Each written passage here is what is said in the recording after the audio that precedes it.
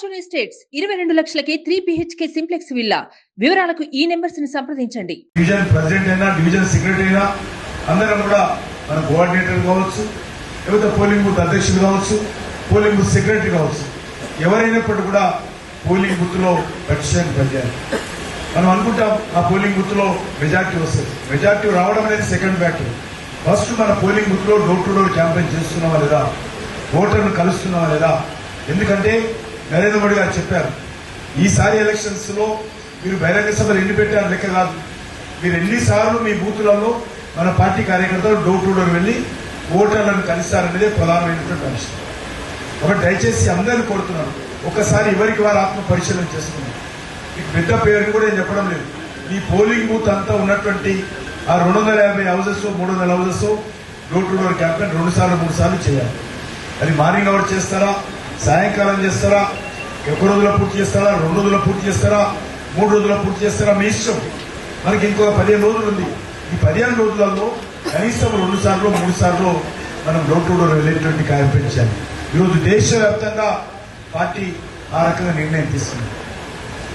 కాబట్టి దయచేసి అందరూ కూడా ఈ విషయాన్ని దృష్టిలో పెట్టుకొని మన యొక్క మరి ఈరోజు మీకు డోర్ టు డోర్ క్యాంపెయిన్ ను ముందుకు తీసుకెళ్లాల్సినటువంటి అవసరం ఉంది. ఇంకా ఎవరైనా మీరు కోఆర్డినేటర్గా ఉండి పని మొదలు పెట్టకపోతే, పోలింగ్ బూత్ ప్రెసిడెంట్గా ఉండి పని మొదలు పెట్టకపోతే వెంటనే పని మొదలు పెట్టండి. అది మనం తప్పకుండా పార్టీ విశ్వాసంతో మీకు ఆ బాధ్యత ఇచ్చింది. మొత్తం మీరు అసెంబ్లీ అంతా తిరిగి ఏం చేసేది లేదు. తిరగండి, పార్టీ ఉన్నప్పుడు కార్యక్రమం ఇచ్చినప్పుడు తిరగాలి.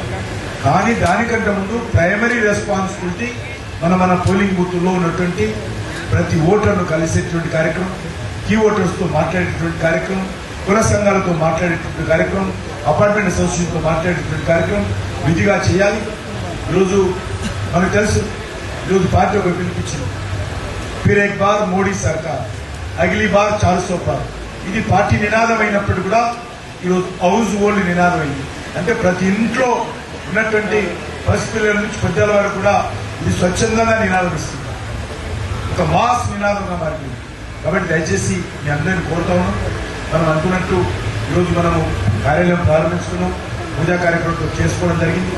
మరి ఈ యొక్క ఎన్నికలకు సంబంధించి ఓటర్స్ను కలిసేటువంటి కార్యక్రమం ఉధృతం చేయాల్సినటువంటి అవసరం ఉందని చెప్పి నేను వేదిక మీద ఉన్న నాయకులను, వేదిక మీద ఉన్నటువంటి కార్యకర్తలను, మిగతా పెద్దలను కూడా కోరుకుంటూ సెలవు తీసుకుంటున్నాను.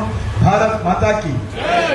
సుమన్ టీవీలో మీ పర్సనల్ అండ్ బిజినెస్ ప్రమోషన్స్ కోసం కింది నెంబర్కి కాంటాక్ట్ చేయండి.